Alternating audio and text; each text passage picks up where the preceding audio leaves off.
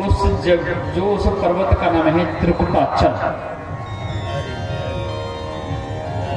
उस पर्वत का नाम है त्रिकुटाचल, और त्रिकुटाचल पे ये लंका बसी हुई है। त्रिकुटाचल के 3 शिखर हैं। एक शिखर का नाम है सुबैल, एक का नाम है नील और एक का नाम है सुंदर। जो सुबैल है इस पे मैदान बने हुए हैं, युद्ध के मैदान जहां राम रावण युद्ध हुआ।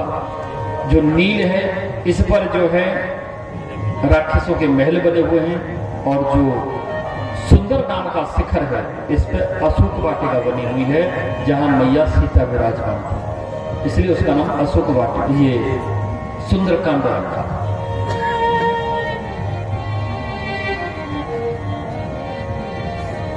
एक प्रश्न फिर यहाँ एक और खड़ा हो जाता है कि मैया सीता को रावण जब पंचवटी से लंका तक लेके जा सकता है तो अपने महल में काहे नहीं लेके गया? इतना बल था उसके पास, ले जाता। तुलसीकृत रामचरितमानस में दर्शाया गया है कि रावण ज्ञाता था और रावण एकमात्र इसलिए मैया सीता का हरण किया कि खरदूषण मो सम बलवंता मार सकैना बिनु भगवंता। भगवान अवतार ले लिए हैं तो मेरा कल्याण उन्हीं के हाथ से होगा। हम एक दिन बताए केवल मुक्ति और सामज्य मुक्ति। सामज्य मुक्ति भगवान का बंधन करके, अर्चन करके, भक्ति करके प्राप्त की जाती है, और केवल मुक्ति उनसे द्वेष, लड़ाई झगड़ा करके प्राप्त की जाती है। रावण का शरीर तामसी है, राक्षसी कुल का है, भक्ति तो कर नहीं सकता। तो चलो युद्ध करके उनके हाथ से मृत्यु प्राप्त करके मोक्ष को प्राप्त किया जाए। रावण इसलिए मैया सीता को नहीं लेके गया अपने लंका में क्योंकि वो जानता है मेरी पुत्री सीता, ध्यान देना शब्द को, मेरी पुत्री माता सीता मेरी अपवित्र नगरी लंका में जाने योग्य नहीं है, इसलिए लंका में नहीं लेके गया, अशोक वाटिका में ही रख दिया। अभी यहां हमारे मन में शंका उत्पन्न होती है कि रावण की बेटी कैसे होगी मैया सीता? सीता इसलिए उनकी बेटी हुई, एक दिन माता मंदोदरी गर्भवती है। ये लंकापति रावण टैक्स के रूप में, कर के रूप में साधु संतों से रक्त लिया करता था। उनका रक्त लेकर के एक घड़ा में भर करके अपने पास रखता था। तभी तो हमने कहावत चली है कि पाप का घड़ा कभी तो फूटेगा, वो रावण से प्रारंभ हुआ। रावण टैक्स के रूप में साधुओं संतों का रक्त निकाल करके लिया करता था। वो अपने विशेष कक्ष में उसको झांप करके ढक करके रखा और मंदोदरी को और सभी को विशेष हिदायत दे दिया, विशेष आदेश कर दिया कि इसको कोई स्पर्श मत करना, क्योंकि रावण ज्ञाता था, सब कुछ जानता था। लेकिन रावण संहिता में लिखा था इस बात को स्पष्ट कि नारी स्वभाव सत्य सब कहै, अब गुण 8 सदा पुर रहै, साहस अनृत चपलता माया, भय अविवेक असोच अदाया। 8 अवगुण एक स्त्री के अंदर प्रत्येक समय रहते हैं। साहस अनृत चपलता माया, भय अविवेक और सोच अधर। इसलिए रावण क्या किया, वो कक्ष में अपने में कलश झांप के रखा तो उसको कामेश्वर अलग हो गया, बैठे शांति से।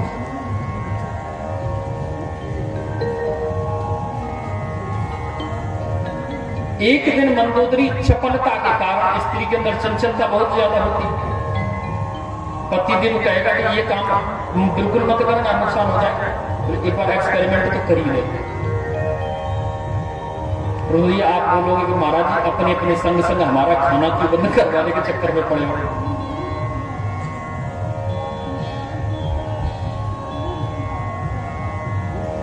माता मंदोदरी ने वो घड़ा एकदम खोल करके देख लिया, जिससे माता मंदोदरी गर्भवती हो गई। क्योंकि रक्त साधुओं का था, उसमें तेज बहुत था, इसलिए वो गर्भवती हुई। अब गर्भ जब आ गया तो माता मंदोदरी को चिंता होने लगी कि ये बात जब रावण को पता चलेगी कि मैं गर्भवती हो चुकी हूं, तो रावण मेरे सतीत्व पर उंगली उठाएगा, वो कहेगा कि संतान तो मेरी नहीं है। और स्वाभाविक है, माता मंदोदरी जानती थी इसके बारे में। एक दिन माता मंदोदरी क्या की, शिखर के ऊपर ले गई और जाकर के अपने मोह जाल में फंस करके लंकापति रावण को बोली, हे लंकेश, मैंने सुना है कि आप जो है अट्टहास बड़ी जबरदस्त करते हैं, आपकी अट्टहास, आपकी गर्जना कैसी है? बोले देवी, जब मैं गर्जन करूंगा तो पक्षियों के भी गर्भ नष्ट हो जाते, इंसानों के गर्भ नष्ट हो जाते, स्त्री। बोले स्वामी एक बार करके तो देखा। माता मंदोदरी को प्रसन्न करने के लिए रावण अट्टहास किया, जिससे माता मंदोदरी का गर्भ नष्ट हो गया। वो गर्भस्थ शिशु को घड़ा में बंद करके अपने गुप्तचर को देख करके मिथिला की राजधानी में दफन करा।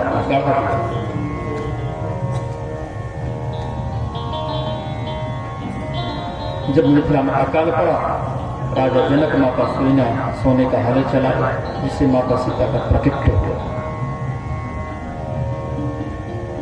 बहुत प्रश्न है इसे।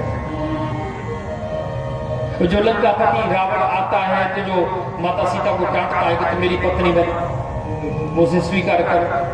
माता सीता कभी रावण को सीधा सीधी नेत्रों से दर्शन नहीं की। जब जब रावण आया तब तब माता सीता ने घास का तनिका लेके अपने मुख के सामने लगा लिया और तब उससे बात करती थी, नजर झुकाकर, नजर झुकाकर की बात करती।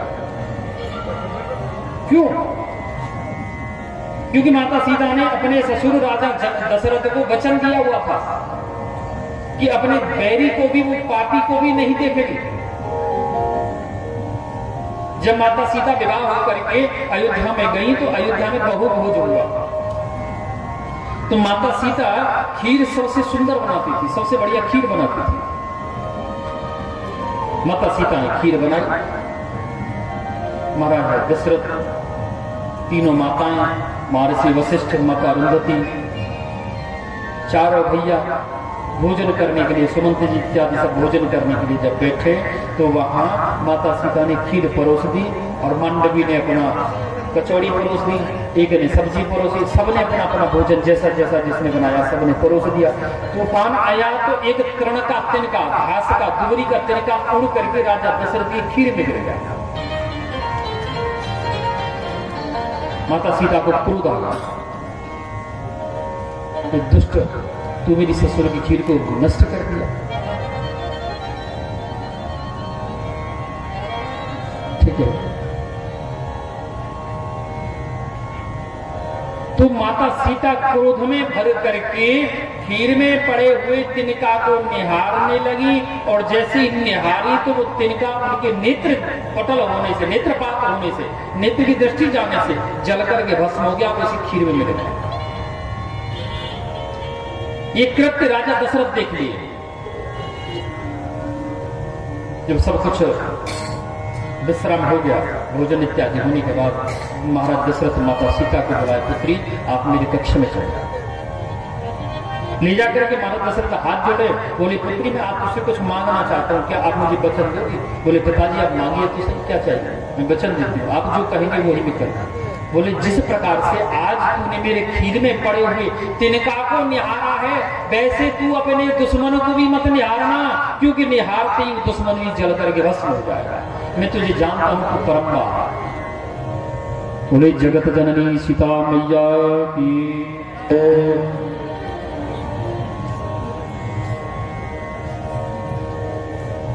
रामचरितमानस अपने आप में एक विशेष ग्रंथ है। और ग्रंथ को छोड़िए, ग्रंथ चाहे जो पढ़ लेगा, लेकिन जो रामचरितमानस का जो पात्र है एक से बढ़कर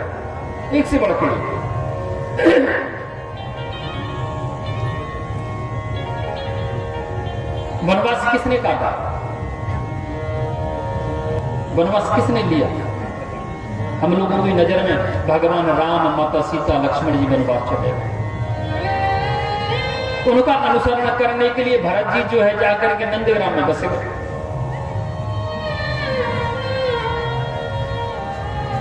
लेकिन वास्तविकता सच्चा जो वनवास है माता उर्मिला ने काटा। एक से बढ़कर के एक त्यागी है। एक दिन माता कौशल्या को अपने कक्ष की छत के ऊपर में पैर की आवाज आने लगी कि मेरी छत में चल रहा। जाकर के माता कौशल्या ने देखा तो देखा स्तुतिकीर्ति घूम रही है। स्तुतिकीर्ति को जब घूमते देखा तो माता सीता ये माता कौशल्या बोली कि स्तुतिकीर्ति पुत्री आप सोई नहीं है? बोले नहीं भैया नींद नहीं आया। बोले क्यों? शत्रुघ्न कहां है? माता स्तुतिकीर्ति बड़ा सुंदर उत्तर दी। बोले मैया मैंने 14 वर्ष से उनको देखा ही नहीं है।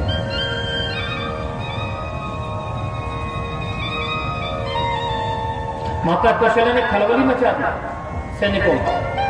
शत्रुघ्न का पता करो कहां है।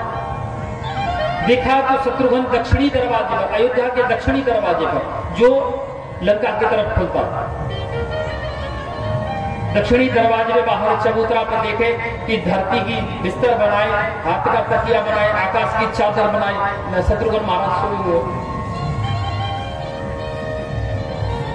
माता कौशल्या जाकर सिर की तरफ बैठ गई, तो कैसे में हाथ घुमाने लगी। शत्रुघ्न जी की नींद उठ गई। और मैया आप यहाँ क्यों आई हैं? आपने मुझे बुला लिया था। शत्रुघ्न यहाँ क्यों सो रहे हैं? अपने कक्ष में अपने महल में क्यों नहीं सोए? बोले भैया एक बात बता, जब भैया राम पिता की आज्ञा पालन करने के लिए, पिता का वचन पालन करने के लिए चले गए वनवास, माता सीता उनकी परछाइयां जो वो भी चली गई, लक्ष्मण उनकी सेवा करने के लिए चला गया और भैया भरत उनका अनुसरण करने के लिए नंदीग्राम में चला गया, क्या ये अयोध्या का वैभव एकमात्र मेरे लिए लिखा है? अगर भाइयों को कष्ट देकर के अगर ये वैभव मुझे मिले तो ऐसे वैभव की मुझे आवश्यकता नहीं है। सब अपने अपने नंबर में एक ही नंबर पर सब। कभी कभी भरत जी में और लक्ष्मण जी में बहस होती थी। लक्ष्मण जी कहते कि भैया भरत, बोले हाँ लक्ष्मण, बोले भैया राम मुझे ज्यादा प्रेम करते, आपको नहीं करते।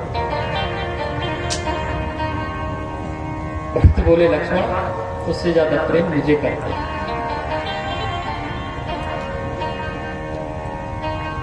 बोले नहीं मुझे प्रेम करते। बहस होने लगी।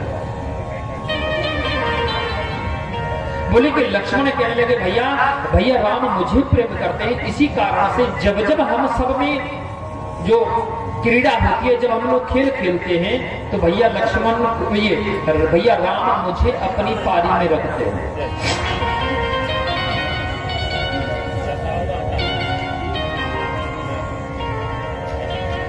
भरत जी बोले लक्ष्मण आपको अपनी पार्टी में भैया राम रखते हैं, मानता हूं।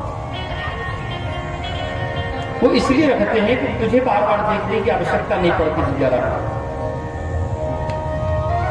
मुझे बार बार देखने की आवश्यकता पड़ती है, मुझे वो बार बार देखते हैं। इसलिए मुझे अपनी पारी में न रख करके दूसरी पारी में रखते हैं ताकि मुझे देखने के लिए भैया राम को परिश्रम ही न करना पड़े, मुड़ करके देखना ही ना पड़े, ताकि मैं सामने दिखाई देता रहूं। इसलिए मुझे ज्यादा प्रेम करता।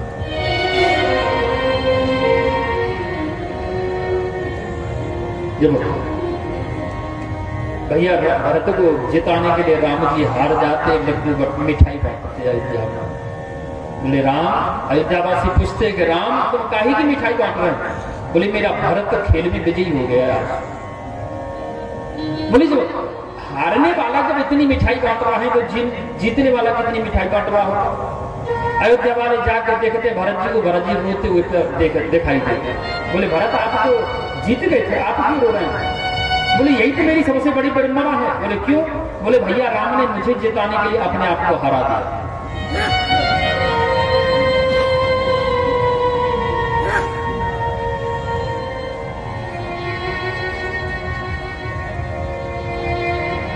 भ्रातृ प्रेम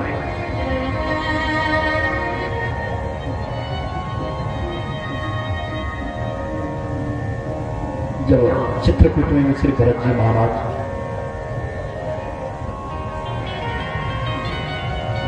या राम को लेने के लिए जा रहे हैं,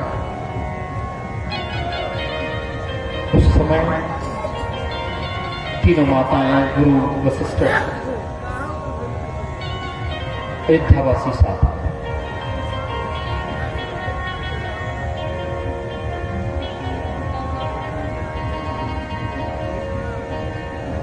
श्रृंगवीरपुर जैसे निकलते हैं, श्रृंगवीरपुर में प्रवेश करते हैं, तो निषाद राज जो है कि गुप्तचर जाकर के निषाद राज जो है को बता देते हैं कि भरत जी जो है अपनी चतुरंगनी सेना के साथ आ रहा है।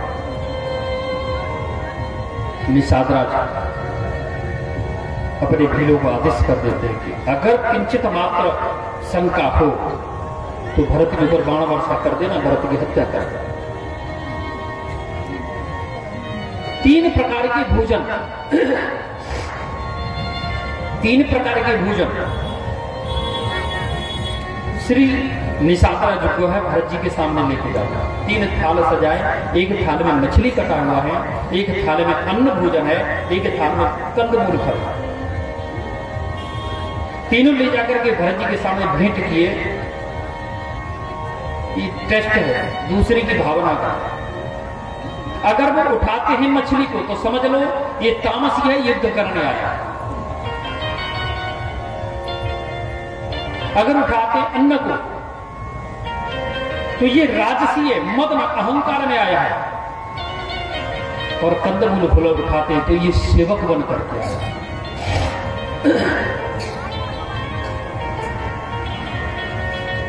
तो भरत जी कंदमूल फल उठाया।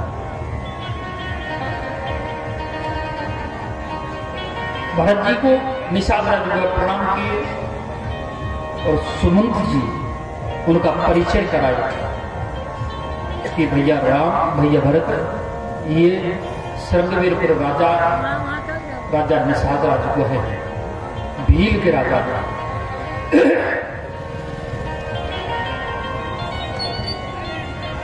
ये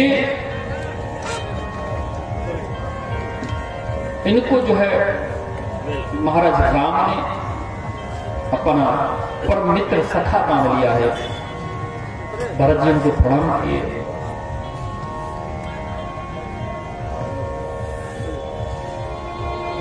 भरत जी को सैनिकों ने जाकर के राम जी को पहले ही बता दिया। बोले भैया भरत चतुरंगनी सेना के साथ आ रहे हैं। लक्ष्मण क्रोध में आ गए कि मैं भरत को मार दूंगा, मैं भरत को मार दूंगा। भैया राम कहने लगे कि लक्ष्मण, जो बिना विचारे जो कार्य करता है वो पीछे पछताना पड़ता है। और मेरा भरत ऐसा नहीं है जो मुझसे युद्ध करने यहां आएगा। श्री भरत जी आकर के दरवाजे पे आए, गिर पड़े।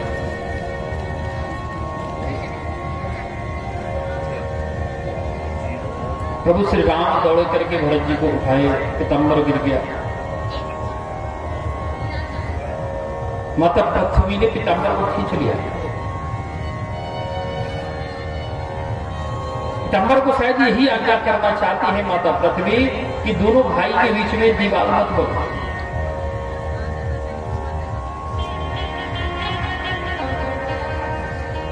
सब निर्णय नहीं कर पाए, कोई भी इस बात का निर्णय नहीं कर पाया कि आखिरकार किया जाए। भरत जी कहते कि आपको वापस अयोध्या जाना पड़ेगा। राम जी कहते कि अयोध्या का राज्य आप चलाओ और मैं 14 वर्ष वचन पालन करके वनवास काट करके शीघ्र आ जाऊंगा।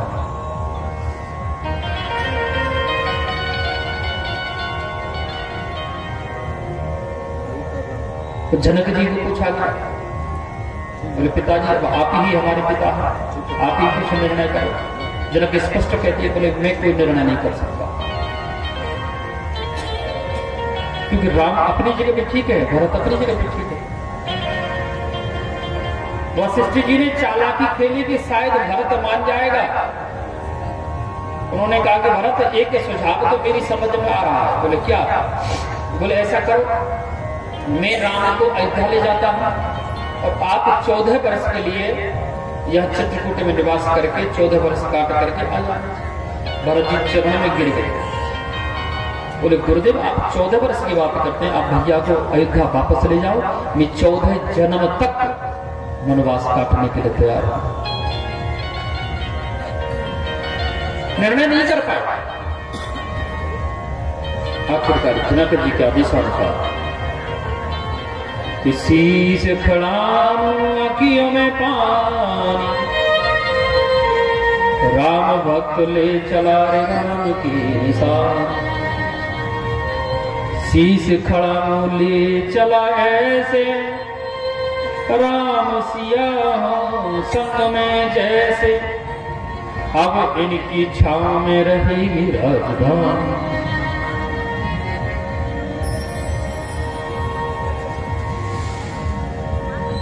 प्रत्येक पात्र अपनी अपनी जगह पर त्याग का मूर्ति है। जो संजीवनी लेकर के श्री लक्ष्मण शक्ति के समय हनुमान